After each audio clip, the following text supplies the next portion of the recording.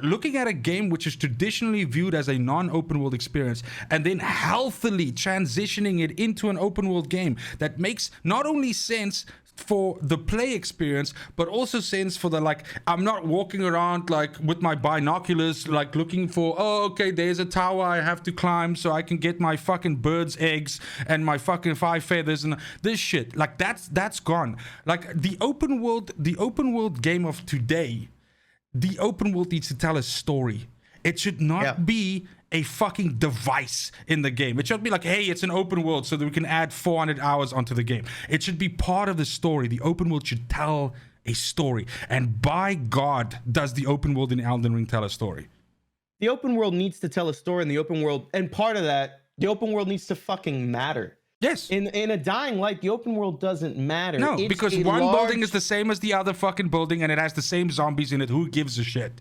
Yes, you're just doing the same activity in a different spot, spread out across this whole giant thing. And then if you went all the way to this corner, you got to run your happy ass all the way back. Can I give you an idea for a game here quickly?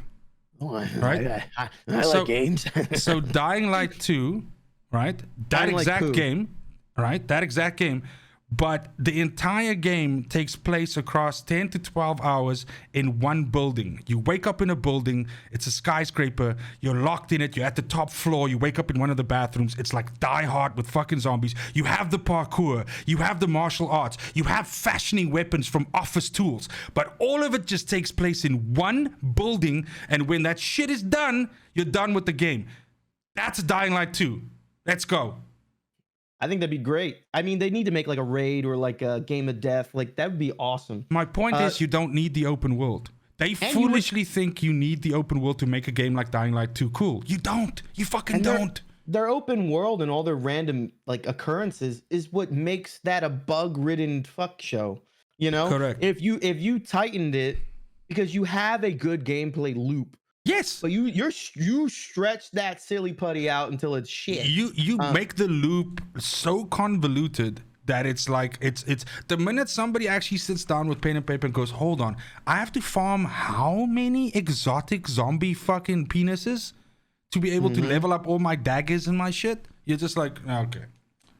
No, and it's the same fight over and over again, and it's a random drop off of that same bullshit zombie to get that drop. But to make an open world matter is what it appears they're doing in Elden Ring. Okay, I hit a wall on a boss here or a fight, and it's a unique experience fight.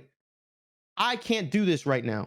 I can travel this world, run into any number of unique experience fights, find some that are easier for me, some that I learn the mechanics on, gain some resources, make myself stronger, see artifacts, art design, sculptures in the world that are new, unique, beautiful, and I can appreciate. Then farm that out, go across. It might take me down a rabbit hole, down a whole other way. I don't go back to that boss for 8 hours. Yes.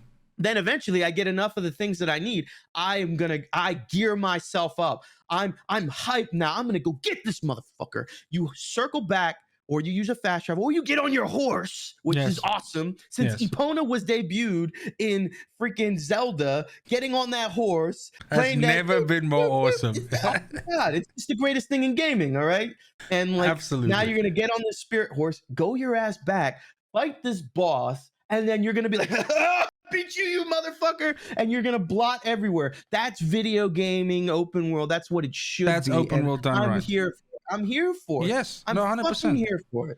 I was watching, so I've obviously, dude, I'm in such a bad space with this fucking game, right? Because on one side, I'm trying to keep myself not watching every bit of content that I can consume about it. But on the other side, this is the side you're referring to, I'm feverishly eating up everything about this game that I can. And I was watching someone play. Like I guess this could have been footage from the network test, but also the point is that since the preview embargo has been lifted, there's a lot of, and I'm warning anybody that's watching this right now, be careful because there's a lot of spoilers about this game out there, anything. So if you are trying to go blind, be careful because there's people recklessly posting stuff about this game. And the point is that to add on to your open world discussion, there's literally something that this person that was playing the game was struggling with a particular boss, so they were like, fucking nope. And so they went back to the open world. They found themselves on a beach farming fucking crabs or something like that. And at that stage, there was like a rain from the big world tree that's in the background in the game the entire time.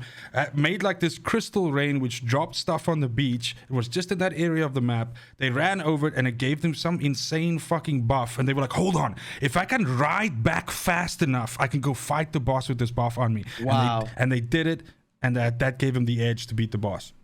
So, you know me, I always tie everything back to fighting games, and we haven't had this discussion. So that is something that's called emergent gameplay. Yeah. And emergent gameplay is just crack in games. When you're a player and you discover this, like, oh shit moment, I can go race back and fight this boss because of this buff.